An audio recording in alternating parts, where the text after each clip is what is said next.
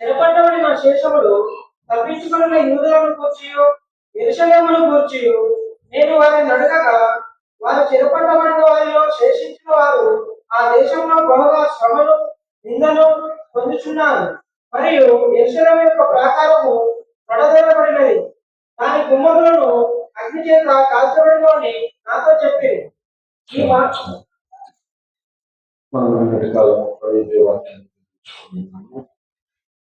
దీంట్లో కొన్ని మాటలు ఇశ్రాయేలు ప్రజలు రాజుల కాలంలో పనిచేసినప్పుడు దేవుడు కల్దియా దేశమైన బబులోను దేశ రాజైన నెబుకద్నెజర్ని యెరూషలేముకి దానికి పంపించి శేషించబడిన జనాంగాన్ని చరగా తీసుకువెళ్ళాడు అని నిన్నటి కాలం అంతా చెప్తాను. ఇప్పుడు వారు చెరలో ఉన్నారు. వారి యొక్క ప్రాకారములు కూలిపోయాయి, వారి గుమ్మములు అగ్ని చేత కాల్చివేయబడ్డాయి. ఈ మాట విన్నప్పుడు నెహెమ్యా బహుగా ఏడ్చాడు అని మనం చదువుకున్నాం. ఇప్పుడు నెహెమ్యా మరలా మందిరమును కట్టుకోవడానికి కోరుకొని దేవుడు ఎవరిని ప్రేరేపించారో వారందరూ కూడా తిరిగి మరలా యెరూషలేము మందిరము కట్టడానికి వచ్చారు. ఎవరైతే కట్టడానికి సిద్ధపడి ఉన్నారో వారికి కావలసిన యోగ్యతలు ఏంటో నేను కూడా చెప్తాను. మీకు గుర్తున్నాయా? ఎవరైతే తిరిగి వస్తున్నారో వాళ్ళు ఒక్కొక్క అర్హత ఒక్కొక్క యోగ్యత కలిగి ఉండాలని చెప్పాను. 4 మాట చెప్పాను. ఒకటేంటి? ప్రార్థన. రెండోది ఏంటి? ఆసక్తి. మూడోది ఏంటి? పురికొల్పుకున్న. నాలుగోది ఏంటి? సహాయం చేయడం. తెలుగు స్తోత్రం. ఈ విధముగా మందిరమును కట్టుకున్నటకు ఒక్కొక్కరిని పురికొల్పుతూ దేవుని సహాయమును కోరుతూ నెహెమ్యా స్తోత్రములు సిద్ధపడుతూ ఉన్నాడు. అయితే ఇది మాత్రమే కాదు, నెహెమ్యా ఇప్పుడు మందిరమును కట్టాలి అంటే పాడైపోయిన స్థలం ఎక్కడో నెహెమ్యాకు తెలియాలి.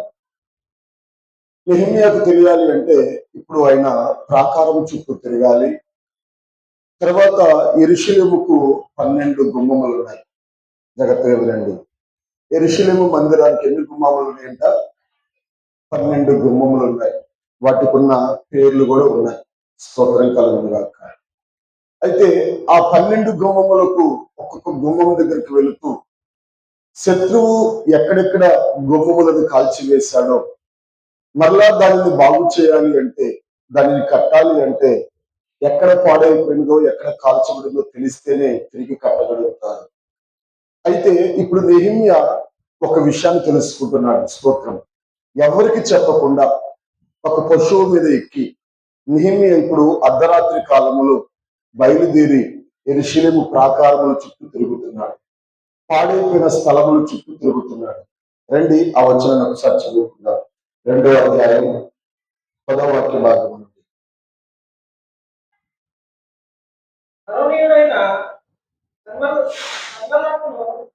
అమోనీయుడైన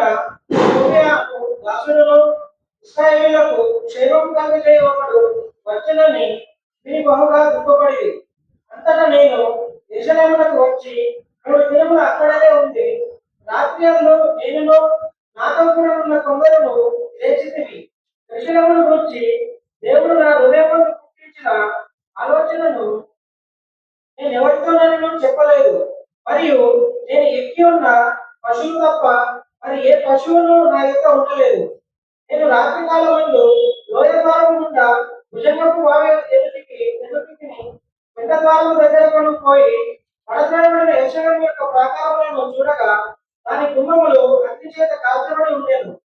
తరువాత నేను కుక్క గుమ్మములకు వచ్చి రాజు కోనేటికి వెళుతుంది, కానీ నేను ఎక్కిన పశువు మౌటకు ఎరువు లేకపోయాను. నేను రాత్రి మడుగు దగ్గర నుండి పోయి ప్రాకారమును చూచిన వెనుకకు మళ్ళీ లోయ గుమ్మంలో పడి తిరిగి వచ్చింది. ఇక్కడ కొందరు యెరూషలేమునకు క్షేమము కలుగు చేతి చూసి నేను బహుగా ఏడ్చాను అని చెప్తున్నాడు. వారి పేర్లు కూడా అక్కడ చేర్చబడింది. ఆ తర్వాత రాత్రికాలం ముందు నెహెమ్యా ఏం చేశాడు అంటే ఒక పశువుని ఎక్కి స్తోత్రములు లోయ గుమ్మము గుండా వెళుతూ, పెంట గుమ్మము గుండా వెళుతూ, బుగ్గ గుమ్మం గుండా వెళుతూ ఎక్కడెక్కడ గుమ్మములు కాలిపోయాయో, ఎక్కడెక్కడ ప్రాకారములు కూల్చివేయబడ్డాయో వెతుక్కుంటూ వెళుతున్నాడు. అయితే ఒంటరిగా వెళ్ళాడు తప్ప స్తోత్రములు అక్కడ ప్రధాన యాజకులకు కానీ ప్రజలకు కానీ ఎవరికి కూడా తెలియచేయలేదంట. స్తోత్రం కలుగును గాక. ఇప్పుడు తను ఒక్కడే వెళ్ళి ఎక్కడెక్కడ పాడైపోయినాయో చూస్తూ ఉన్నాడు. దానికి స్తోత్రం కలుగును గాక. ఈ మాట నాకు అర్థమైన విషయం ఏంటి అని జ్ఞాపకం చేసుకుంటే, స్తోత్రములు సిద్ధపరచుకుంటున్నాడు. స్తోత్రం కలుగును గాక. హల్లెలూయా. ఇప్పుడు మరలా కట్టడానికి సిద్ధపరుస్తున్నాడు. ఇప్పుడు ఎక్కడ పాడైపోయిందో తెలియకుండా అక్కడ కట్టలేదు. పాడైపోయిన స్థలము తెలిస్తేనే అక్కడ ప్రారంభించడానికి అవకాశం ఉంటుంది. అందుకే పాడైపోయిన స్థలం దగ్గరికి వెళ్ళి సిద్ధపరుస్తున్నాడు. దానికి స్తోత్రం కలుగును గాక. ఇప్పుడు మీకు ఉపమానంగా అర్థం కావడానికి, ఒక వ్యక్తికి బలహీనత వచ్చింది. ఏదో భాగంలో దేహంలో ఒక అవయవం పాడైపోయింది. డాక్టర్ గారు పాడైపోయిన దేహం దగ్గరికి వెళ్తాడా, లేకపోతే దేహం అంతా కోసేస్తాడా? అయితే ఇప్పుడు ఎక్కడ పాడైపోయిందో తెలియాలంటే ముందు అయితే స్కాన్ చేయాలి, అంతే కదా. ఇదే ప్రకారంగా స్తోత్రములు మందిరములో ఉన్న ఉపకరణములు, ప్రాకారములు, గుమ్మములు ఎక్కడెక్కడ పాడైపోయి ముందు వెతుకుతున్నాడు, వెతికి సిద్ధపరుస్తున్నాడు. హల్లెలూయా. అంటే ఆత్మీయ జీవితంలో కూడా జాగ్రత్తగా గమనించండి. మందిరము పడిపోయినదని, స్తోత్రము శ్రమయు బాధ వచ్చిందని, మరి స్తోత్రములు ప్రాకారములు కూలిపోయినవని, స్తోత్రములు ఎవరైతే గుమ్మములు పడగొట్టబడింది అని ఎదిగారో, ఇప్పుడు వారు చేయవలసిన పని ఒకటి ఉంది. ఏంటి అంటే, ఎక్కడ పాడైపోయిందో, ఎక్కడ కూలిపోయాయో, ఎక్కడ కాల్చివేయబడ్డాయో, శత్రువు ఎక్కడ నాశనం చేశారో ఒంటరిగా వెళ్ళి వెతకడం ప్రారంభించాలి. హల్లెలూయా. ఇక్కడ గమనించండి, ఎక్కడి నుంచి ఎక్కడికి వెళ్తున్నారు అనగా, లోయ ద్వారం గుండా వెళుతున్నాడు, పెంట ద్వారం గుండా వెళుతున్నాడు. అక్కడ అయ్యే రాయబడినది. దీనికి స్తోత్రములు 3వ అధ్యాయంలో మీరు చదువుకోండి, ఒక్కొక్క గుమ్మము గురించి అక్కడ రాయబడినది. దీనికి స్తోత్రం కలుగును గాక. 3వ అధ్యాయం అంతా 10 గుమ్మాల గురించి రాయబడినది. 8వ అధ్యాయంలోను 12వ అధ్యాయంలో 2 గుమ్మాల గురించి రాయబడింది. మొత్తము యెరూషలేము మందిరానికి 12 గుమ్మములు. హల్లెలూయా. అయితే జాగ్రత్తగా గమనించండి, ఆ గుమ్మముల పేర్లు మీకు చెప్తాను, జాగ్రత్తగా చూడండి. 3వ అధ్యాయము 1వ వచనం. త్వరగా ప్రధాన యాజకుడైన ఎలీషామును అతని సహోదరులైన యాజకులను లేచి గొర్రెల గుమ్మమును కట్టి ప్రతిష్ఠించారు. మొదటి గుమ్మం పేరు గొర్రెల గుమ్మం, అనగా రక్షణ ద్వారం. నేను వివరించను, ఒక దాని అర్థాలు చెప్పి నేను ముందుకు వెళ్తాను. మొదటి గుమ్మము, యెరూషలేముకున్న మొదటి గుమ్మము గొర్రెల గుమ్మం, అనగా రక్షణ ద్వారము అంటారు దాన్ని. రెండో గుమ్మం పేరు చెప్తాను రండి. 3 వచ్చింది. 3 చదవండి. ప్రధాన యాజకుడైన 3 మచ్చపు గుమ్మము. రెండో గుమ్మం పేరు మత్యపు గుమ్మం, అనగా ఆత్మలను జయించుట లేకపోతే రక్షించుట అని అర్థం. మత్యపు గుమ్మము అనగా అర్థం ఏంటంటే ఆత్మలను జయించుట, ఆత్మలను రక్షించుట అని అర్థాలు చూపిస్తుంది. మొదటి గుమ్మం ఏమో గొర్రెల గుమ్మం, రెండవ గుమ్మం ఏమో మత్యపు గుమ్మం, అనగా ఆత్మలను రక్షించుట, జయించుట అని చూపిస్తుంది. 3వ గుమ్మం పేరు చెప్తున్నాను, 6వ వచనం. పాత గుమ్మము అనగా స్తోత్రములు పాతవి గతించాలి, నూతనముగా మార్చబడాలి. ఈ గుమ్మము దగ్గరికి ఎవరైతే వస్తున్నారో సమస్తమును నూతనపరచబడుతుంటాయి. స్తోత్రం కలుగును గాక. 4వ గుమ్మం 13వ వచనం. ఇక్కడ కనబడుతుంది లోయ ద్వారము అని మనకు కనబడుతుంది. ఇక్కడ లోయ ద్వారం దగ్గరికి ఎవరైతే వస్తున్నారో అక్కడ కనికరం దొరుకుతుంది. లోయ ద్వారము అనగా కనికరము లేకపోతే వినయము అని అర్థాన్ని ఇస్తుంది. తర్వాత 14వ వచనం.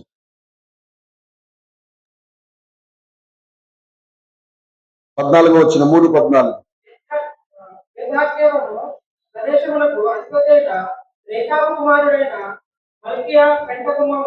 పెంట గుమ్మం అనగా పరిశుద్ధపరచుట. ఈ పెంట గుమ్మము దగ్గరికి వచ్చాక పెంట అంటే దిబ్బలు పడేసేది, అది ఎవరు కూడా ఇంట్లో పెట్టుకోరు. దాన్ని పరిశుద్ధపరిచి ఈ గుమ్మం దగ్గరకు వచ్చిన వారు ఏం చేయాలంటే తమను తాము పరిశుద్ధపరచుకుంటూ ఉండాలి. తర్వాత గుమ్మం పేరు చెప్తున్నాను, 26వ వచనం. 15వ వచనం. అటు వెనుక ఉమ్. ఇస్మా ప్రదేశమునకు అధిపతి అయిన కొల్హేజీ కుమారుడైన షల్లూము దార యొక్క గుమ్మమును దార గుమ్మం లేకపోతే బుగ్గ గుమ్మం, నీటి గుమ్మం అని పేర్లు ఉంటాయి దీనికి. దార గుమ్మం అని, బుగ్గ గుమ్మం అని, నీటి గుమ్మం అని పేర్లు ఉన్నాయి. ఇది పరిశుద్ధాత్మకు గుర్తుగా ఉన్నది. ఇక్కడే రాజు స్నానం చేస్తాడు. మనం చదువుకున్నాం, బుగ్గ గుమ్మము దగ్గరికి వెళ్ళి రాజు స్నానం చేసే ఏరు దగ్గర అని మనం చదివాం. ఈ బుగ్గ గుమ్మము లేకపోతే దార గుమ్మము లేకపోతే నీటి గుమ్మము అనేది పరిశుద్ధాత్మకు గుర్తుగా ఉన్నది అని మనం చూస్తున్నాం. ఈ 26వ వచనం చదువుకుందాం. ఒబేలులోనున్న ఉమ్. ఇష్మీయులు తూర్పు వైపు నీటి గుమ్మం తూర్పు వైపు ఉన్న నీటి గుమ్మం. ఈ నీటి గుమ్మం దేనికి సూచనగా ఉందంటే, నీరు అనేది బైబిల్లో కొన్ని సందర్భాల్లో వాక్యానికి సూచనగా ఉంది. ఇక్కడ ఈ నీటి గుమ్మం దేవుని యొక్క వాక్యములకు సూచనగా కనబడుతున్నది. తర్వాత 29వ వచనం. వారిని ఉమ్. ఆనుకొని తన ఇంటికి ఎదురుగా ఇమ్మేరు కుమారుడైన సాదోకు బాగు చేసింది. ఉమ్. అతని ఆనుకొని తూర్పు ద్వారమునకు కాయలు షెకెన్య కుమారుడైన తూర్పు ద్వారం అనేది ఇక్కడ దేనికి గుర్తుగా ఉన్నదంటే, ఈ తూర్పు ద్వారం గుండా శత్రువులు ఎక్కువ వస్తూ ఉంటారు. దానిని స్తోత్రములు అక్కడ ఎక్కువగా పోరాటం చేసే యోధులు ఉంటారు. దీన్ని పోరాటం చేసే గుమ్మం అని చెప్తారు, లేకపోతే పోరాటం అని ఇక్కడ మనం చూస్తున్నాం.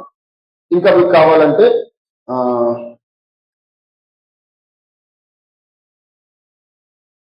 28వ వచనం కూడా చదవండి. గుర్రపు గుమ్మమునకు ఉమ్. పైగా యాజకులందరూ సార్ గుర్రపు గుమ్మం జాగ్రత్తగా వినండి. గుర్రం దేనికి సాదృశ్యంగా ఉంది అని చూస్తే, గుర్రం ఎక్కువ యుద్ధాలుగా వాడుతూ ఉంటారు. గుర్రం ఎక్కువగా యుద్ధానికి వాడుతూ ఉంటారు. గుర్రపు గుమ్మం అనగా పోరాటము అని మనం చూస్తున్నాం. తూర్పు గుమ్మము అనగా రాకడకు శ్రమకు గుర్తుగా ఉంది. చివరి యొక్క స్తోత్రము వచనములు మనం గమనిస్తే 31వ వచనము చదవండి. మరియు మూలమును గొర్రెల గుమ్మమునకు 31. అతని ఆనుకొని నేతిలో స్థలమునకు మిస్కాదు ద్వారమునకు మిస్కాదు ద్వారం అంటే తీర్పు లేకపోతే న్యాయపీఠం అని అర్థం. ఇక్కడ ఒక్కొక్క గుమ్మానికి ఒక్కొక్క అర్థం ఉంది. ఇంకా 2 గుమ్మాల గురించి మీరు చదువుకుంటే నెహెమ్యా గ్రంథం 8వ అధ్యాయంలో మీరు చదువుకుంటే ఎఫ్రాయిము గుమ్మం అని ఉంటుంది. 12 గోత్రాలలో ఒక గుమ్మం పేరు ఎఫ్రాయిము గుమ్మం అని పెట్టారు. తర్వాత 12వ అధ్యాయంలో మీరు చదువుకుంటే బందీ గృహపు గుమ్మం అని ఉంటుంది. చివరి యొక్క గుమ్మం పేరు బందీ గృహపు గుమ్మం. 12వ అధ్యాయంలో రాయబడి ఉంటుంది మాట. యెరూషలేముకు 12 గుమ్మములు. ఈ 12 గుమ్మములకు 12 అర్థాలు ఉన్నాయి. రక్షణ గుమ్మమని, జాగ్రత్తగా దేనికి స్తోత్రం కలుగును గాక. ఈ ఒక్కొక్క గుమ్మానికి ఒక్కొక్క విషయం ఉంది. రక్షణ గుమ్మమని, ఆత్మలను జయించే గుమ్మమని, దేనికి స్తోత్రం కలుగును గాక. పరిశుద్ధాత్మతో నింపబడినదని, పరిశుద్ధపరిచేదని, శ్రమ స్తోత్రములు తీర్పుకు గుర్తని, దేనికి స్తోత్రం కలుగును గాక. న్యాయ సింహాసనం ఎదుట స్తోత్రం న్యాయ పీఠములకు గుర్తని, దేనికి స్తోత్రం కలుగును గాక. ఎఫ్రాయిము గుమ్మములుగా అభివృద్ధికి గుర్తని, దేనికి స్తోత్రములు. బందీ గృహం అంటే కావలి వారికి గుర్తని, ఇట్లా ఒక్కొక్క ఆత్మీయ అర్థము ఒక్కొక్క గుమ్మానికి ఉన్నది. ఇప్పుడు ఈ గుమ్మములు యెరూషలేములో ఉన్న గుమ్మములు కాల్చివేయబడ్డాయి. ఇప్పుడు నెహెమ్యా ఏ గుమ్మం దగ్గరికి వెళ్ళాడు అంటే పెంట గుమ్మం దగ్గరికి వెళ్ళాడు. పెంట గుమ్మం అనగా అక్కడ స్తోత్రములు పరిశుద్ధపరచబడాలి. దేవుడి స్తోత్రములు. ఎక్కడైతే ఇశ్రాయేలు ప్రజలు అపవిత్రులు అయిపోయారో, ఎక్కడైతే ఇశ్రాయేలు ప్రజలు మాలిన్యమైపోయారో, ఎక్కడైతే ఇశ్రాయేలు ప్రజలు దేవునికి విరోధంగా అపవిత్రతను కలుగు చేసుకున్నారో, ఇప్పుడు ఆజ్ఞలోనే కొంచెం ఇవ్వబడింది. ఎందుకంటే దేవుని విడగా సాతాను ఎక్కడ దాడి చేస్తాడో తెలుసా? సాతాను ఎప్పుడు ఎవరి మీద దాడి చేస్తాడో తెలుసా? అందరి మీద సాతాను దాడి చేయడు, అందరినీ పారవేయడు, అందరి ప్రాకారాలను కూర్చోవేయడు, అందరి గుమ్మాలను కూర్చోవేయడు. ఏ గుమ్మలో దాడి చేస్తాడో తెలుసా? స్తోత్రములు పరిశుద్ధమైన గుమ్మాన్ని పారవేస్తాడు. ఎందుకంటే సాతానికి ఒకటే ఒక గురి మీద ఉంది. లోకంలో ఉన్న వాళ్ళందరూ వాటేశ్వర మీద ఉన్నారు. లోకంలో ఉన్న వాళ్ళందరూ కూడా వాటి అధికారం కిందే ఉన్నారు, వాటికి ఏర్పడి కిందే ఉన్నారు. లోకంలో ఎవరైనా సాతాను మాట మీద ఒక గుంపు అంటే అదే పరిశుద్ధుల గుంపు. హల్లెలూయా. ఆ పరిశుద్ధుల గుంపు మీద దాడి చేస్తూ ఉంటారు. ఆ పరిశుద్ధతను పాడు చేయడానికి ప్రయత్నం చేస్తూ ఉంటారు. ఎందుకంటే వాక్యం చెప్తుంది, పరిశుద్ధత లేకుండా ఎవరు ప్రభువుని చూడలేరు. పరిశుద్ధత లేకుండా ఎవరు ప్రభువుని చూడలేరు. అందుకే కేవలం మనం చూస్తున్నాము, పరిశుద్ధ పర్వతం ఎదుట నిలవదగిన వాడు ఎవరు? 15:1 మనం చూస్తున్నాం కదా, యెహోవా పరిశుద్ధ పర్వతం ఎదుట నిలవ తగిన వాడు ఎవడు? స్తోత్రములు. సాతాను ఎక్కువ ఎవరిని దాడి చేస్తాడు తెలుసా? పరిశుద్ధంగా బ్రతుకుదామనుకున్న వారిని దాడి చేస్తాడు. అందుకే పరిశుద్ధతను అపవిత్రపరచడానికి ప్రయత్నం చేస్తూ ఉంటాడు. స్తోత్రం కలుగును గాక. పెద్ద ద్వారము గుండా వెళ్ళాడు, లోయ ద్వారము గుండా వెళ్ళాడు. స్తోత్రం కలుగును గాక. తర్వాత మళ్ళీ ఏం చేస్తున్నాడు? బొగ్గ ద్వారము గుండి మళ్ళీ తిరిగి వస్తున్నాడు ఆయన. ఎందుకంటే ఈ గుమ్మముల దగ్గర ఎక్కువ పాడైపోయింది, ఈ గుమ్మముల దగ్గర ఎక్కువ మాలిన్యం అయిపోయింది, ఈ గుమ్మములు ఎక్కువ కాల్చివేయబడ్డాయి. నా మాటలు వింటున్న దేవుని బిడ్డలారా, నెహెమ్యా పాడైపోయిన మందిరములు, స్తోత్రములు ఎక్కడెక్కడ పాడైపోయిందో అక్కడ వెతకడం ప్రారంభించాడు. అంటే ఇక్కడ సిద్ధపరచుచున్నాడు. దానికి స్తోత్రం కలుగును గాక. నా మాటలు వింటున్న దేవుని బిడ్డలారా, ఆత్మీయ మందిరముని ఎవరైతే కట్టుకోవాలనుకుంటున్నారో, పాడైపోయిన కుటుంబాలను ఎవరైతే కట్టుకోవాలంటున్నారో, ఎవరైతే పాడైన ఆత్మీయ జీవితాన్ని కట్టుకోవాలంటున్నారో, ఎక్కడ పాడైపోయిందో మనం ఎరుగుదురో గాక, ఎక్కడ బలహీనత ఎరుగుదురు గాక, ఎక్కడ స్తోత్రం అపవాది దాడి చేశారో అక్కడే దాన్ని కట్టాలి. స్తోత్రములు బాగున్న స్థలములు తిరగడం కాదు, పాడైపోయిన దాని మీద మనకు దృష్టి వచ్చారు గాక. హల్లెలూయా. అప్పుడే మనం తిరిగి కట్టగలం, అప్పుడే మనం తిరిగి దాన్ని స్తోత్రములు మరలా పునరుద్ధరించగలం. జగత్తుగా వెళ్ళండి, దేవునికి స్తోత్రములు. ఇంకా మనం 2 మాటలే ఉన్నాయి ఇక్కడ. నెహెమ్యా సిద్ధపరచడమే కాదు, ఇంకా ఏం చేస్తున్నాడో తెలుసా? నెహెమ్యా ఎప్పుడైతే పనికి పూనుకున్నాడో శత్రువులు వేశాడు, పడగొట్టాడు శత్రువు. మరలా నెహెమ్యా పని ప్రారంభించడానికి స్టార్ట్ చేశాడు, శత్రు బలం పైకి వేసింది. స్తోత్రం కలుగును గాక. మందిరమును కట్టడానికి ఇష్టపడుతున్నాడు నెహెమ్యా, మందిరమును కట్టడానికి దేవుడు ప్రేరేపించాడు నెహెమ్యాని. కొందరిని పురికొల్పాడు, కొందరిని సిద్ధపరుస్తున్నాడు, కొందరిని రేపుతున్నాడు. ఇలా కట్టుతూ రేపుతున్న సమయంలో స్తోత్రం కలుగును గాక, మందిరమును కడదామని ఎప్పుడైతే నిర్ణయం తీసుకుని సిద్ధపడ్డారో శత్రువు వేసి, స్తోత్రం కలుగును గాక, మందిరమును ఆటంకపరచడానికి ప్రయత్నం చేస్తున్నారు. మిమ్మల్ని ఎవరు కట్టమన్నారు? మీకు ఏ అధికారం ఉంది? స్తోత్రం కలుగును గాక. ఎలా కడతారు? స్తోత్రం. ఇలా ఆటంకపరచడానికి శత్రు ప్రయత్నం చేస్తున్నట్లు అదే అధ్యాయంలో మనం చూడగలుగుతున్నాం. తెలుగు స్తోత్రం. 19వ వచనం చదవండి. 2వ వచనం.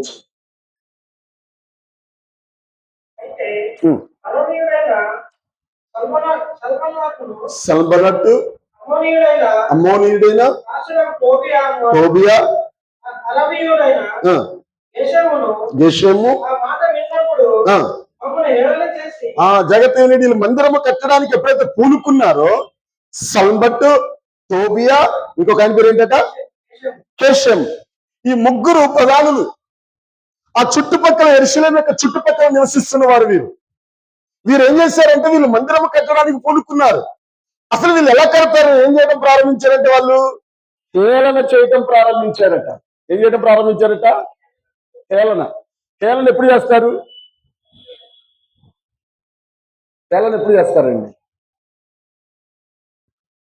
చెప్పండి, పర్లేదు. హేళన ఎప్పుడు చేస్తారు? ఎవరు ఎప్పుడు నవ్వుతారు? స్తోత్రం కలుగును గాక.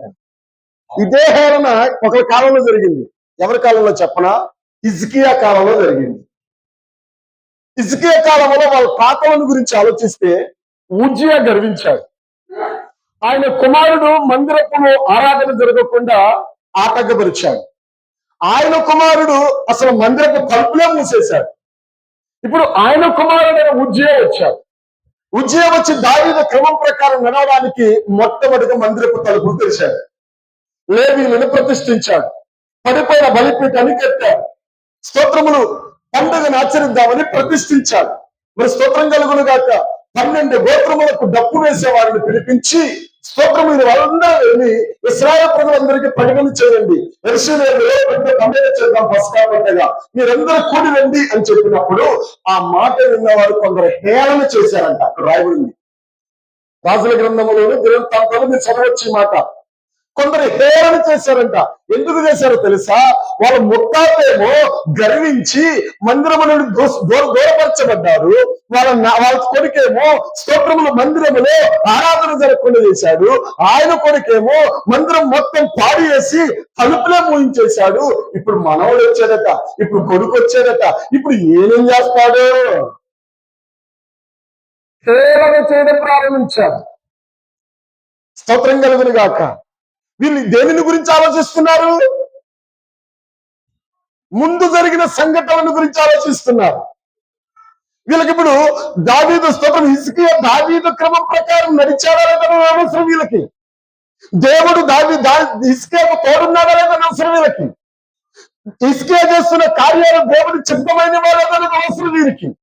హిజ్కియా చేస్తున్న పని దేవుని ప్రకారం చేస్తున్న వాళ్ళని అవసరం వీరికి. హిజ్కియా చేస్తున్న పనేంటి? మందిరములో తలుపు తెరవడం. హిజ్కియా చేసిన పనేంటి? మందిరాన్ని పవిత్రపరచడం. హిజ్కియా చేసిన పనేంటి? పడిపోయిన బలిపీఠాన్ని కట్టడం. హిజ్కియా చేసిన పనేంటి? లేవీయులను ప్రతిష్ఠించడం. హిజ్కియా చేసిన పనేంటి? దాని మొదలుకొని స్తోత్రములు మరి 12 గోత్రాలకు డబ్బులు వేసి రండి పండుగను ఆచరిస్తామని చెప్పడం. హల్లెలూయా, స్తోత్రం కలుగునుగాక. ఇది చూస్తున్న జనులకు ఎట్లా ఉంది? హేళనగా ఉంది. ఇది చూస్తున్న జనులకు ఎట్లా ఉంది? అపహాస్యంగా ఉంది. ఇది చూస్తున్న జనులకు ఎట్లా ఉంది? ఏంటి తిరిగిపోయిన మహిమ మరలా తిరిగి వస్తుందా? ఏంటి పోగొట్టుకున్న మహిమ తిరిగి మరలా వస్తుందా? ఏంటి స్తోత్రములు హిజ్కియా కంటే గొప్పవాడా? ఏంటి యోతాము కంటే గొప్పవాడా? ఏంటి అమోరు కంటే గొప్పవాడా?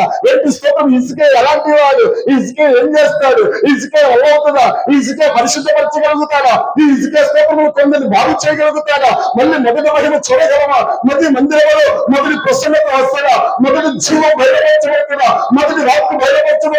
మొదటి దేవుని భయం సంఘంలో బయలుపరచబడుతుందా అని జనులు కలగబోతారు, భయమవుతారు, ఏం చేస్తూ ఉన్నారు. కావాలంటే వచ్చిన త్వరగా చదువుదాం రండి. దినవృత్తాంతాల్లోకి రండి.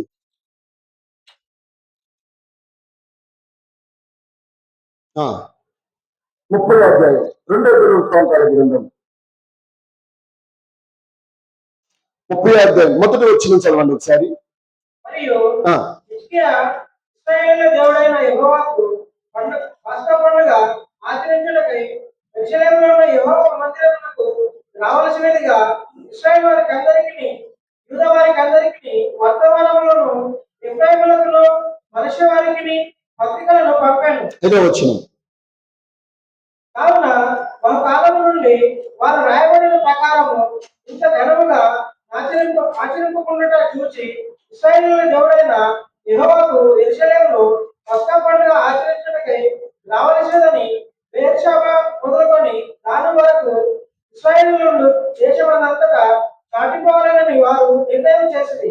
కావున పంచవాళ్ళు రాజులందరూ అతని అధిపతుల యొద్దకు తాకీదులు తీసుకొని యూదా ఇశ్రాయేలు దేశములంతటా సంచరించి రాజాజ్ఞను ఇలా ప్రచురం చేసింది. ఇశ్రాయేలు వల్ల అబ్రాహాము, ఇస్సాకు ఇశ్రాయేలు దేవుడైన యెహోవాకు తిరుగుడి. మీరు తిరిగిన యెడల మీలో అశ్షూరు రాజుల చేతిలో నుండి తప్పించుకొని శేషించిన వారి వైపు ఆయన తిరుగును. తమ పితరుల దేవుడైన యెహోవా యెడల ద్రోహంగా ప్రవర్తించిన మీ పితరుల వలన మీ సహోదరుల వలన మీరు ప్రవర్తింపకుడి. వారి ప్రవర్తన ఎట్టిదో మీకు అగుపరచాలని ఆయన వారిని వినాశనములకు అప్పగించను. మీ పితరుల వల్ల మీరు అవిధేయులు కాక యెహోవాకు లోబడి ఆయన శాశ్వతముగా పరిశుద్ధపరిచిన ఆయన పరిశుద్ధ మందిరంలో ప్రదర్శించి మీ దేవుడైన యెహోవా మహోన్నత మీ మీద నుండి తొలగిపోయినట్లు ఆయనను సేవించుడి. పంచవాళ్ళు జబులును దేశం వరకును ఎఫ్రాయిము మనష్షే దేశంలో ఉన్న ప్రతి పట్టణములను పోయిరి.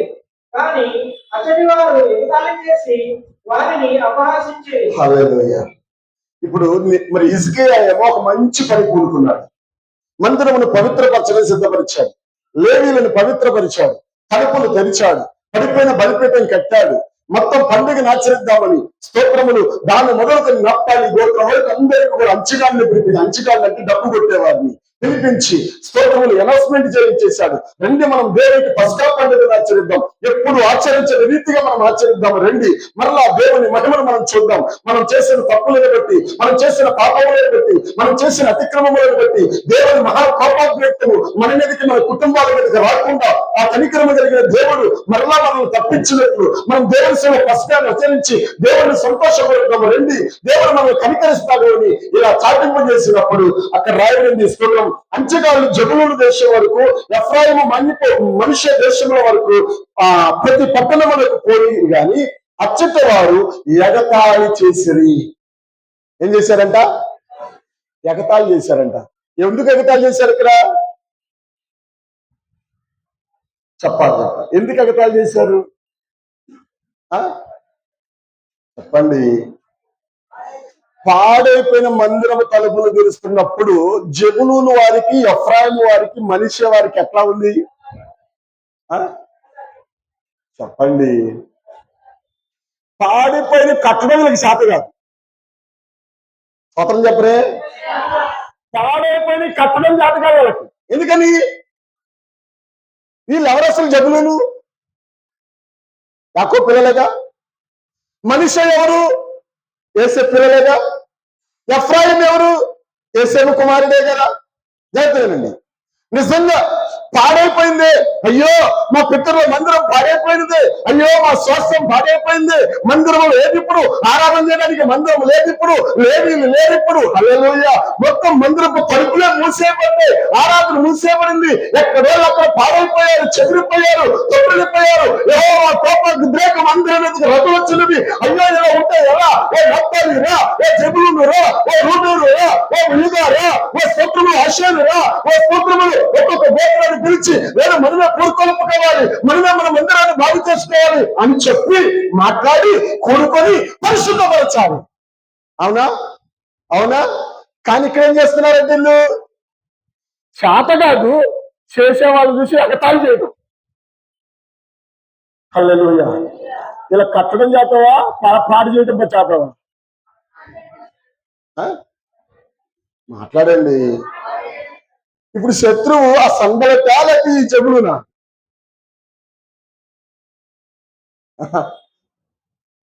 శత్రు తోబియాలకి స్తోత్రములు అశూరా?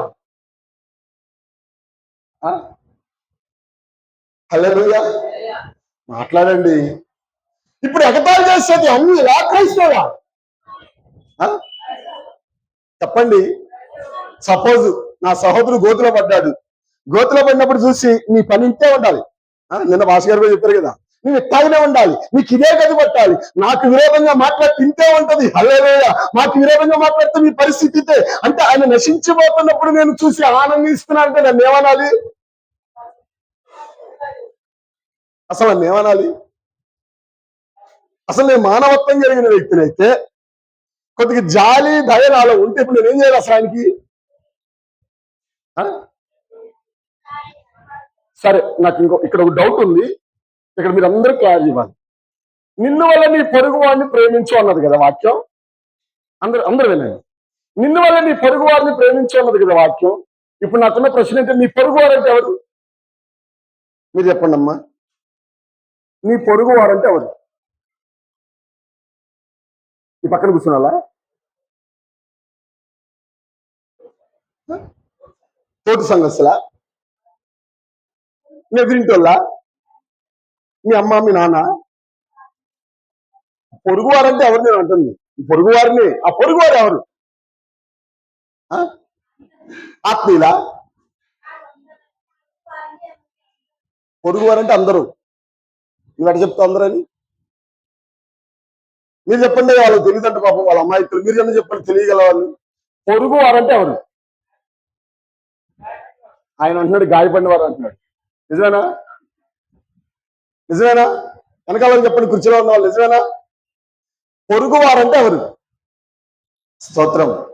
పొరుగువారంటే ఇళ్ళ పక్కనోళ్ళు కాదు, ఎదురింటోళ్ళు కాదు, సంఘంలో ఒకళ్ళొక్కలు కాదండి, గాయపరచబడిన వారే పొరుగువారు. చెప్పిన వాడు వాస్తవం. సమరేడు గురించి చదువుకోండి. సమరేడు గురించి రాయబడిన లేఖనం ఇదే. నిన్ను వల్ల నీ పొరుగు వారిని గురించి రాయబడిన మాట అదే. స్తోత్రములు. మంచి సమరేడు స్తోత్రములు. లేవీడు చూసుకుంటూ పోయాడు, యాజకుడు చూసుకుంటూ పోయాడు. లేవీడికి యాజకుడికి ఏం కావాలి?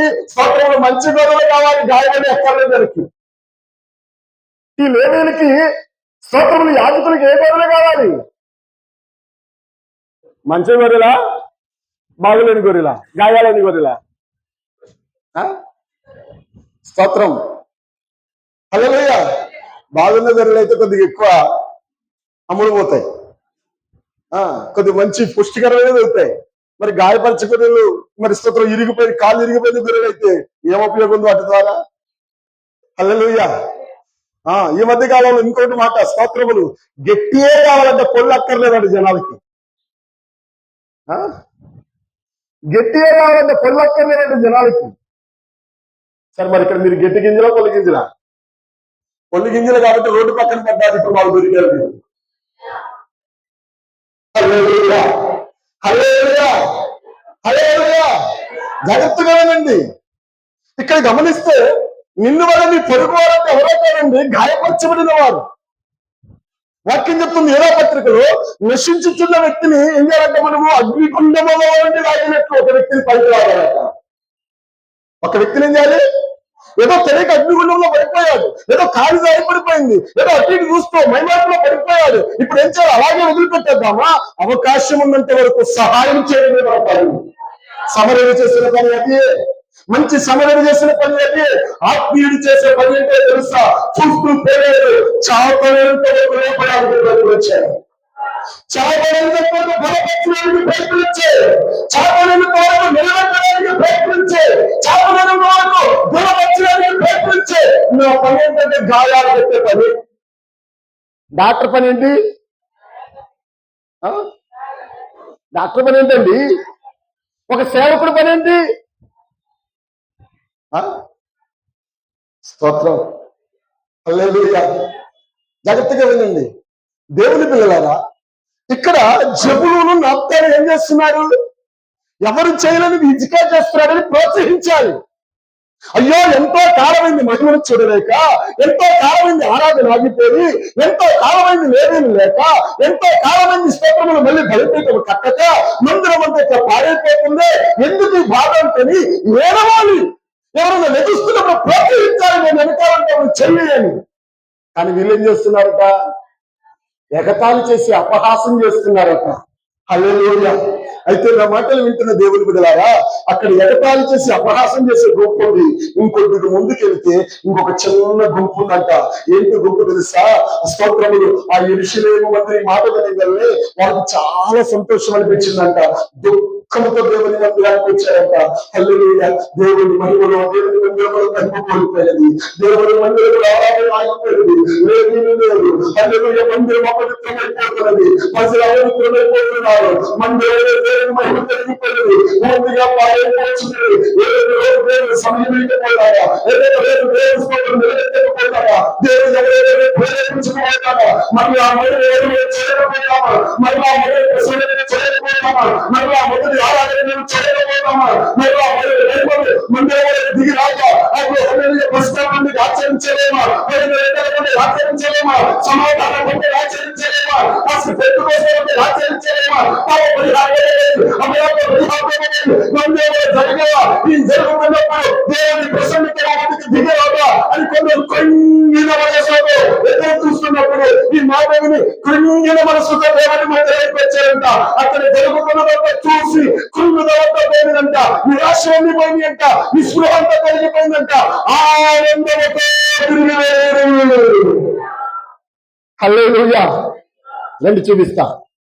అదే అదే దినవృత్తాంతాల గ్రంథం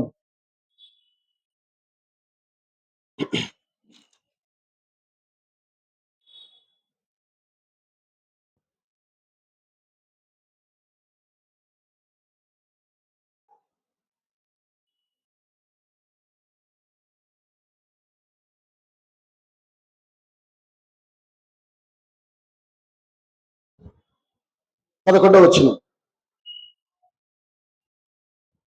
సారీ 30వ అధ్యాయం 11వ వచనం.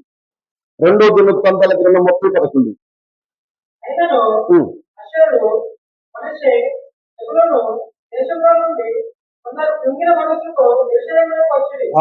కొందరు అపహాసం చేశారంట, కొందరైతే ఎట్లా ఉన్నారంట?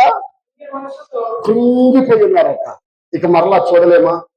మరలా ఈ మహిమ రాదా? మరలా ఈ ప్రసన్నత మనం అనుభవించలేమా? మొదటి కోల్పోయిన వాడిని తిరిగి రావా? మరలా దేవుని సన్నిధికి మనకు దొరకదా? మరలా దేవుని ప్రసన్నతకి మనకు దొరకదా? అది కొన్ని కృంగిపోయిన వారు ఉన్నారట.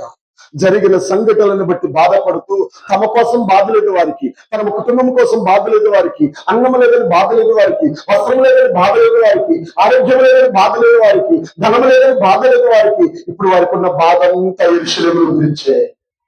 వారికి ఉన్న బాధ అంతా ఆరాధన గురించి, వారికి ఉన్న బాధ అంతా మందిరముల గురించి, వారికి ఉన్న బాధ అంతా పడిపోయిన బలిపీఠల గురించి, వారికి ఉన్న బాధ అంతా స్తోత్రం కలుగును కాక ఆ యొక్క యెరూషలేము యొక్క ప్రాకారముల గురించి, కాలిపోయిన గోముల గురించి, మరలా తిరిగి కట్టగలవా లేదా, మరలా బయట వస్తుందా రాదా, మరలా అడిగా వస్తుందా రాదా, మొదటి నేను రాగలవా లేదని కృంగిపోయిన పరిస్థితులలో చెప్పిన మాటలు విని చూద్దాం.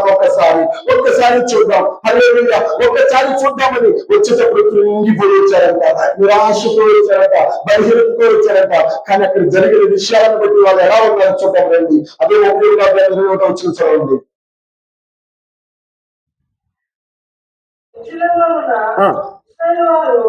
రెండో దినవృత్తాంతాల గ్రంథం 31 వచ్చిన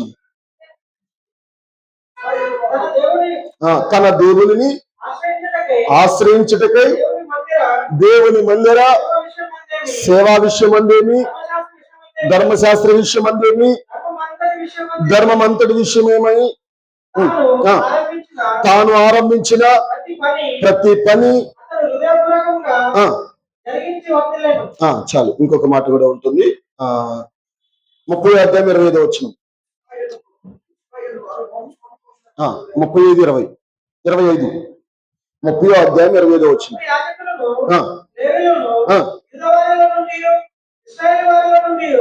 వచ్చిన సమాజం వారందరూ ఇశ్రాయేలు దేశంలో నుండి వచ్చి యూదాలో కాపురం ఉన్న అన్యులను సంతోషించేది. యెరూషలేము కాపురస్తులకు మిక్కిలి ఆనందం కలిగేను. ఇశ్రాయేలు రాజును చాలు. ఇక్కడ అక్కడ జరిగిన సంఘటనలన్నిటిని చూసి, అక్కడ జరిగిన పరిస్థితులన్నిటిని చూసి యూదా వారు, ఇశ్రాయేల్ ప్రజలు, అన్యులందరూ కూడా ఏం చేశారంట? సంతోషించేది, సంతోషభరితులయ్యి. హల్లెలూయా. ఎట్లా వచ్చారు? కృంగిపోయి వచ్చారు. ఎలా వెళ్ళారు? సంతోషంతో వచ్చారు. కొందరైతే ఎలా ఉన్నారు? అపహాసం చేస్తూ, హేళన చేసి, ఎగతాళి చేస్తూ ఉన్నారు. స్తోత్రం కలుగును గాక. ఇక్కడ నెహెమ్యా కూడా మందిరం కట్టడానికి వెళ్తున్నప్పుడు కొందరు ఏం చేశారట? ఈ సల్మట్ ఇంకా ఈ టోబియా, ఎవరు, గేషము, వీళ్ళందరూ ఏం చేస్తున్నారట? ఎగతాళి చేస్తున్నారట. ఈయన వచ్చాడండి కట్టడానికి. వీరి చేత ఏమవుతుంది? పెద్ద పెద్ద వాళ్ళే కాల, మంచి వాళ్ళే కాల. హల్లెలూయా. నవ్వుతాం, ఎగతాళి చేయడం మొదలు పెట్టారట. సరే, మాకు మాట, ఎగతాళి చేయడం సులువ, కట్టడం సులువ? ఎగతాళి చేయాలంటే ఏముండాలి? ఏమక్కర్లా, 2 పళ్ళు, 2 పెదాలు, 36 పళ్ళు ఉంటే చాలు. 2 పెదాలు, 36 పళ్ళు ఉంటే చాలు. కట్టడం చేత కాదు, కట్టేవాడిని ఎగతాళి చేయడమే ఒక చేత. హల్లెలూయా. పడిపోయిన వారిని బాగు చేయడం చేత కాదు, తొట్టిల్లిపోయిన వారిని దృఢపరచడం చేత కాదు, బలహీనలను బలపరచడం చేత కాదు. వీళ్ళు ఎప్పుడు గుర్తొస్తారో తెలుసా? స్తోత్రములు పెంట ద్వారంలో కూర్చున్న వీళ్ళకి ఇబ్బంది లేదు. హల్లెలూయా. మురికి కాలంలో కూర్చున్న వీళ్ళకి ఇబ్బంది లేదు. రోడ్ల మరి తిరిగిన వీళ్ళకి ఇబ్బంది లేదు. పిచ్చోళ్ళు అయిపోయినా వీరికి ఇబ్బంది లేదు. హల్లెలూయా. స్తోత్రం. ఆత్మీయతలో దిగజారిపోయిన వీరికి ఇబ్బంది లేదు. స్తోత్రం కలుగును గాక. వీళ్ళని బాగుపడదామని ఎవరైనా అప్పుడు వస్తుంది రోషం. ఎప్పుడొస్తుంది రోషం? హల్లెలూయా. అప్పుడు వస్తుంది వీళ్ళకి స్తోత్రములు. స్తోత్రం కలుగును గాక. ప్రసాద్ గారు ఎక్కడున్నారు? బ్రదర్ బాగున్నావా? స్తోత్రం. ఎందుకంటే దేవుని బిడ్డలారా, అప్పటిదాకా వీరికి ఎట్లా ఉన్నారో తెలియదు, వారి ఆత్మస్థితి తెలియదు, వారి దివంగత తెలియదు, ఎక్కడ పడిపోయారో తెలియదు, ఎక్కడ జారిపోయారో తెలియదు, ఎక్కడ బలహీనం ఉన్నారో తెలియదు. ఇంకా స్తోత్రములు కలుగును గాక. లేపవలసిన వారు ఇంక 4 రాళ్ళ హస్తరాల మీద ఏం చేస్తారు? పోయి ఆదరించి ఒంటరిగా కలిసి, బ్రదర్ నీ పరిస్థితి ఇలా ఉందా, ఒప్పుకో దేవుని దగ్గర, దేవుడు క్షమిస్తాడు, నువ్వు లెగవాలి, నువ్వు నిలబడాలి, దేవుని కొరకు బ్రతకాలి, దేవుని కొరకు జీవించాలి. ఒకప్పుడు మండిన వారం మనం మరణ వరకు దేవుని కొరకు మండాలి. దేవుడు మనల్ని చేయవిడిచడు. లెగో బ్రదర్, ఒప్పుకో బ్రదర్. ఎందుకంటే మనం మరణ వరకు దేవుని దగ్గర పశ్చాత్తాపడాలి. హల్లెలూయా. ఎందుకంటే దేవుని బిడ్డలారా, దేవుడు పశ్చాత్తాపడి కన్నీరు కారిస్తే ఖచ్చితంగా ఎంత కఠినాత్ముడైనా క్షమిస్తాడు దేవుడు. నిన్నే పట్టణస్తులు చేసిన పని ఇదే. నిన్నే పట్టణం కట్టింది మరి స్తోత్రము ఎవరు? నిమ్రోదు. నిన్న పట్టణస్తులందరూ భయంకరమైన స్థితిలోకి వెళ్ళిన వారు, క్రూరులు, జాలి, కనికరం, దయ లేని వారు. నిన్నే పట్టణ చరిత్ర చదువుకొని కనబడుతుంది. ఇలాంటి వారు కఠినమైపోయి దేవుడు ఒక్కొక్కటి పాత్రలు అవుతున్నప్పుడు నిన్నే పట్టణస్థలాన్ని ప్రేమించి తన సేవకుడే రోజులను ప్రేమించలేదా? 40 రోజులు సేవ ప్రేమించినప్పుడు రాసిన వదులుకొని దేవుని పక్క పెట్టుకుని పశు వరకు ఉపవాసం ఏడ్చినప్పుడు నిన్నే కాపాడలేక దేవుడు ఎవరో అందుకే అన్నాడు, అయ్యా నువ్వు చంపాలని నువ్వు చేయగలిగా నేను పోరాడు అందుకే. హల్లెలూయా. అందుకే యేసుకేలు గ్రంథం 18 చదువుకోండి రాయబడింది, మరణించిన వాడు మరణించిన బట్టి నేను సంతోషించిన వాడని కాదు. మరణించేవాడిని బట్టి నేను సంతోషించేవాడిని కాదు, మరణించేవాడు బ్రతుకుతుంటే నాకు సంతోషం. గోతులో ఉన్నవాడు బ్రతుకుతున్నప్పుడు నాకు సంతోషము, నశిస్తున్న వాడు రక్షించబడుతున్నప్పుడు నాకు సంతోషము, బలహీనులు బలపరచబడుతున్నప్పుడు నాకు సంతోషము, నష్టం పడిపోయిన వాడు నిలబడుతున్నప్పుడు నాకు సంతోషము. అందుకే దేవుని ద్వారా మనం నశించిన దేవుడు సంతోషించబట్టి మనం నిలబడుతుంటే దేవుడు సంతోషిస్తాడు. కానీ వీళ్ళు ఏం చేస్తారు? నవ్వుతారు. ఇంక ఇలా పని అయిపోయింది, ఇంక వీళ్ళు నవ్వలేదు, వీళ్ళు పని అయిపోయింది, ఇంక వీళ్ళు కాదు, వీళ్ళు ఎప్పుడో లోకంలో కలిసిపోయారు. హల్లెలూయా. దేవుని స్తోత్రం కలుగును గాక. ఒక చిన్న సంఘటన చెప్పాలని ఆశపడుతున్నాను. మీకు పనికొచ్చినా పనికి రాబడి చెప్పాలి. స్తోత్రం కలుగును గాక. పరిచర్య నుండి సహవాసం నుండి కొన్ని రోజులు బయటకు వచ్చాం. అసలు అది సంబంధమే లేదు దాని గురించి. స్తోత్రం కలుగును గాక. అసలు ఉన్నవారు కొద్దిమంది, ఆ కొద్దిమంది స్తోత్రములు నేనంట పెద్ద పండుగ చేసేసానంట, కేక్ కట్ చేసేసానంట, స్తోత్రం దినం చేసేసానంట, పుట్టినరోజు చేసేసానంట, స్తోత్రములు ఇక పూర్తిగా నేను లోకంలో కలిసిపోయానంట. చివరికి నా దగ్గరకు వచ్చింది ఆ వార్త. చెప్పింది ఎవరంటే అసలు వాళ్ళు చేసిందే లేదు, చెందిందే లేదు. స్తోత్రం కలిగిన కాక. వాక్యం ఒక మాట ఉంది బైబిల్లో, లేని వార్తను పుట్టించేవాడు శాపగ్రస్తుడు. ఏంటట? లేని వార్తను పుట్టించేవాడు, లేని వార్తను పుట్టించొద్దు. అవునా? అవునా? లేని వార్తను పుట్టించొద్దు. స్తోత్రం కలిగిన గాక. ఎవరు అపహాసం చేస్తారో తెలుసా? వాళ్ళకి అసలు సత్యం తెలీదు, వాస్తవాలు తెలియదు. మేమిద్దరు ఏదో మాట్లాడుకుంటే ఆయన విన్నాడు, ఆయన వెళ్ళి ఆయనకి చెప్పాడు పలానా తిమోతి గారు అట్టంటని, ఆయన వెళ్ళి ఆయనకి చెప్పాడు పలానా తిమోతి గారు అట్టంటని, ఆయన వెళ్ళి 10 మందికి చెప్పాడు అట్టంటని. వాస్తవం అయితే మా ఇద్దరికే తెలుసు ఆ విషయం ఏంటో. కానీ వాళ్ళ దగ్గర వేలకి ఎలా అయిపోయింది? వాళ్ళ దగ్గర వేలకి ఎలా అయిందండి? ఎక్కతాలికి అయిపోయింది. సత్యం ఏంటి మా ఇద్దరికే తెలుసు ఇక్కడ, జరిగింది ఏంటో మా ఇద్దరికే తెలుసు ఇక్కడ. హల్లెలూయా. Praise the lord. ఈరోజు జనాలకు ఎట్లా ఉందంటే అసలు జరిగిన విషయం ఏంటని జరిగిన వాళ్ళ దగ్గరకు వచ్చి అడిగే పని లేదు. ఆయన చెప్పిన మాట విధి, ఈయన చెప్పిన మాట విధి, ఆయన చెప్పిన మాట విధి, నవ్వుకోవడం తెలుసు. అవును దేవుని బిడ్డలారా, ఎగతాళి చేసేవాళ్ళు ఎక్కువయ్యారు, అపహాస్యం చేసేవాళ్ళు ఎక్కువ. సామెతలో ఉంది, అపహాస్యంకి ఒక పేరుందంట గర్విష్ఠులు. అపహాస్యంకి ఒక పేరుందంటే గర్విష్ఠులు.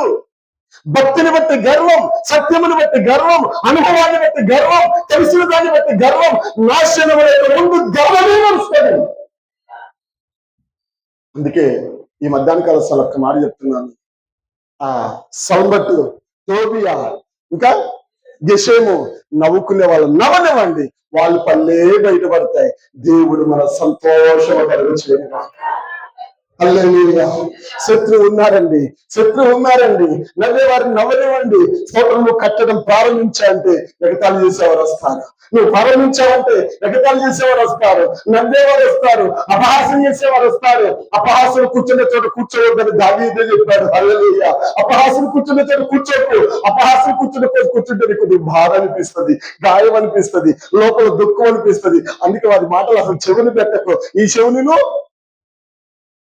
ఏం చేయాలి? చెడ్డ మాటలు ఈ చెవిని విడిచిపెట్టు, మంచి మాటలు ఈ చెవిని దాచిపెట్టుకో. హల్లెలూయా. అందుకే చెడు మాటలు వినే చెవు మూయబడాలి, మంచి మాటలు వినే చెవు తెరవబడాలి. పత్రం చెప్పరే. మరి ముఖ్యంగా మీకు చెప్తున్నా, మంచి మాటలు వినే చెవు మీకు తెరవబడాలి, చెడ్డ మాటలు వినే చెవు మూయబడాలి. పత్రం చెప్పరే మీరు. ఎందుకంటే మీకే ఎందుకు ముఖ్యం చెప్పానంటే, మీకు ఒక మంచి మనసు ఉంది. ఏంటో మనసు అంటే, మంచి మాట లోపలికి బావు తొందరగా. భర్త ఎన్ని మంచి మాటలు చెప్పినా లోపలికి బావు, సేవకులు ఎన్ని మంచి మాటలు చెప్పినా లోపల బావు, సహోదరుడు ఎన్ని మాటలు మంచి చెప్పినా మొదటి బావు. అమ్మ మన ఎక్కుండొద్దమ్మా, పొరుగు వారింటికి మాటికి పోవద్దని బైబిలే చెబుతుంది. ఏం చెప్తున్నాడా బైబిల్? ఎందుకు పోవద్దు అంటుంది బైబిల్?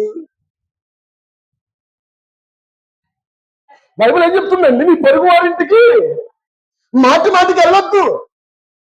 వెళ్తే ఏమైంది? సులకనైపోతావు నువ్వే. హల్లెలూయా. అమ్మ బైబిల్ చెప్తుంది, నేను కూడా కాదు, నీ పొరుగు వారింటికి మాటికి పోవద్దంటే నువ్వు పోయేది ఏం చేసుకునే చేసుకో. ఎవరు? మన తల్లులు. వందనాలు మీకు. స్వతం చెప్పరే. మనకి ముచ్చట్లంటే ఎక్కువ. తిమోతిలాగా ముసలమ్మ ముచ్చట్లంటే ఉన్న ఆసక్తి, ప్రార్థన అంటే ఆసక్తి ఉంటుంది మనకి. మన తిమోతి గారు తెలుసు కదా బైబిల్లో, నేను కాదండి. హల్లెలూయా. అపోస్తలుడు పౌలు తిమోతితో అంటాడు, ఓ తిమోతి, ముసలమ్మ ముచ్చట్లు కట్టిపెట్టు. ఏం చేయాలా? దైవంలో ఎవరు పాట పాడేస్తారు మంచిగా. ముసలమ్మ ముచ్చట్లు కట్టిపెట్టి పరిశుద్ధ గ్రంథాన్ని చేతబెట్టి స్తోత్రం కలిగింది కాక. ఏం చేయాలి ఇప్పుడు? మనకెట్టాగుంటాయి ముచ్చట్లుంటే? మనకెట్టుంటే ఆశ, చెవు మోసుకుంటాం ముచ్చట్లుంటే మనం. హల్లెలూయా. స్తోత్రం కలిగింది కాక. ఇంకొకరు ఉంటారు మహానుభావులు. జాతీయనండి, కొద్దిగా అర్థం చేయడం తప్పదు, సమయం లేదు, ముగిస్తున్నా. స్తోత్రములు. హల్లెలూయా. మన ఇంట్లో సంగతుల కంటే పొరిగింటి సంగతులు ఇష్టం మనకి ఎక్కువ. మన ఇంట్లో సంగతుల కంటే పొరిగింటి సంగతులు ఎక్కువ ఇష్టం మనకి. ఎందుకమ్మా ఏమో తెలియదట సిస్టర్ గారికి. ప్రైజలా. జగత్తుగా వినండి. మనం ఏం చేయాలి? మంచి మాటలు వినే చెవు తెరవబడాలి, చెడు మాటలు వినే చెవు ముయ్యబడాలి. నా చెవుకు చెడు మాటలు వినపడకుండాక ఆమెనంటే వాళ్ళు అంటున్నారు అక్కడ. హల్లెలూయా. నా చెవుకి చెడు మాటలు వినపడకుండాక. హల్లెలూయా. వాళ్ళు ఎన్నని చెప్పుకో నా గురించి, మొత్తం నా గురించి ఎన్నని చెప్పని, నేను సంతోషంతో ఆనందిస్తా. మీరెందుకని చెప్తారు? వీళ్ళు చెప్పని అయ్యా. హల్లెలూయా.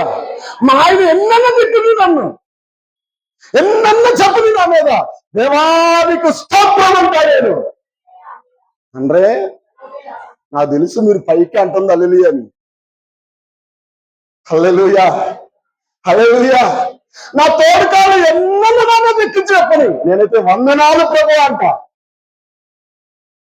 అంటే ఇవన్నీ మీకు ఎందుకు పాస్టర్ గారు? ఆ సల్మాన్ పట్టు గురించి, టవీ గురించి చెప్పుకోరు బాక. స్తోత్రం కలుగును గాక. ఇక్కడ ఆలోచించు. ఎగతాళి చేయటంలో మొదట ఉంటారు ఈ దినంలో క్రైస్తవులు. కానీ దేవుని బిడ్డలారా, ఎగతాళి చేయకండి. గాయములో ఉన్న వారిని ఓదార్చండి. బలహీనులను బలపరచండి. బలహీనుల యొక్క దౌర్బల్యములు మోసేవారుగా వారి ముందు కాక. మీరు బలవంతులైతే, ఎవరైనా బలహీనులుగా ఉంటే వారి దౌర్బల్యాన్ని మోయండి, వారికి సహాయం చేయండి, వారికి ఓటనివ్వండి. నీ చేతనైనంత వరకు నువ్వు ప్రయాసపడి దేవుడి కర్మాన్ని చూసుకుంటారు. హల్లెలూయా. హల్లెలూయా. వారు ఎలాంటి వారైనా కానీ మనం ఎగతాళి చేయొద్దు వారిని. దేవునికి స్తోత్రము. దేవుడే మనకు సహాయం చేయనుగాక. హల్లెలూయా. చివరిగా మాట నేను చెప్పి ముగిస్తున్నాను. ఇక్కడ స్తోత్రములు ఇంకా నెహెమ్యా వార్త చెప్తూ ఉన్నాడు, మనకి దేవుడే బలమిచ్చునుగాక, దేవుడే మనకు బలమిచ్చునుగాక. శత్రువు వెళ్ళలేకపోతున్న దినాలలో, శత్రువు పర్యటన దినాలలో ఎంతగా పనికి పూనుకుంటున్నారో, శత్రువు అంత బలముగా కార్యం చేస్తూ రాయి నిలబెట్టడం పడగొట్టడం ఈ విధంగా ఉండగా, స్తోత్రములు నెహెమ్యా ఒక ప్లాన్ గీసి స్తోత్రములు యుద్ధం చేసే వారిని ముందు పెట్టారు. స్తోత్రములు బోరు ఊదే వారిని వెంట పెట్టారు. ఇట్లా వరుసలు పెట్టి ఒక చేతితో కాపి, ఒక చేతితో స్తోత్రం రాయి పెట్టుకుని కృప అంటూ రాయి మీద రాయి వేస్తూ మందిరం పూర్తి చేస్తున్నారు. ఒక చేతితో కాపి, ఒక చేతితో కడ్డం పెట్టే మామూలు కాదు కదండి. కట్టుకుంటూ పోరాడాలి. హల్లెలూయా. నువ్వు కట్టే నుండి శత్రువులు ఎక్కువైపోతారు, నువ్వు నిలబడే శత్రువులు ఎక్కువైపోతారు. నిలబడడానికి ప్రయత్నించే పడగొట్టేవాడు పక్కనే ఉంటాడు, ధైర్యం ఉండడానికి ప్రయత్నించే తిరిగితనం తెచ్చేవాడు పక్కనే ఉంటాడు, పరిగెత్తడానికి ప్రయత్నించే పడగొట్టడానికి శత్రువు పక్కనే ఉంటాడు, రక్షణ పొందడానికి ప్రయత్నించే వెనుకకు రావాలని పక్కనే ఉంటాడు, ముందుకు వెళ్ళడానికి ప్రయత్నించే వెనుకకు రావాలని పక్కనే ఉంటాడు. అందుకే పడగొట్టేవాడిని గుర్తుపెట్టు, వెనుకకు రాగేవాడిని గుర్తుపెట్టు, చెప్పేవాడిని గుర్తుపెట్టు, కట్టెలతో చంపు తాపితో రాయి మీద సజీవమైన వాళ్ళని క్రీస్తువారిని కట్టబట్టుకున్నాక. హల్లెలూయా, హల్లెలూయా. కాబట్టి చివరి దినాలలో ఒక చేతిలో ఖడ్గం పట్టుకోండి, ఒక చేతిలో కాపీ పెట్టుకోండి. కృపా కృపాకు దేవుని సహాయాన్ని, దేవుని బలాన్ని పొందుకుంటూ రండి మనం అందరాన్ని కట్టుకుందాం, రండి మనం అందరాన్ని కట్టుకుందాం. ఒకరిద్దరు ప్రోత్సహించుకుందాం, ఒకరిద్దరు ధైర్యపరుచుకుందాం, ఒకరిద్దరు బలపరుచుకుందాం, ఒకరిద్దరు స్తోత్రంలో ప్రోత్సహించుకుందాం, పురికొల్పుకుందాం. హల్లెలూయా, హల్లెలూయా. సిద్ధపరచుకుందాం దేవుని స్తోత్రములు, శత్రువులు గుర్తుపడదాం. హల్లెలూయా. దేవుని బలాన్ని ఆశ్రయించి దేవా నీ కృపను బట్టి, దేవా నీ కృపను బట్టి, హల్లెలూయా. కృప కృప అంటూ రండి మనం అందరాలను కట్టుకుందాం, కృప కృప అంటూ రండి మనం అందరాలను కట్టుకుందాం. హల్లెలూయా. పడిపోయిన మందిరం తిరిగి కట్టబడును గాక, పడిపోయిన మందిరం తిరిగి కట్టబడును గాక, కాలిపోయిన గొమ్మల కట్టబడును గాక, కాలిపోయిన గొమ్మల వల్ల బాగు చేయబడును గాక. హల్లెలూయా, హల్లెలూయా, హల్లెలూయా. స్తోత్రములు స్తోత్రములు స్తోత్రములు స్తోత్రములు. రండి ప్రార్థన చేద్దాం. ఎవరు మౌనంగా ఉండద్దు, ఎవరు మౌనంగా ఉండద్దు.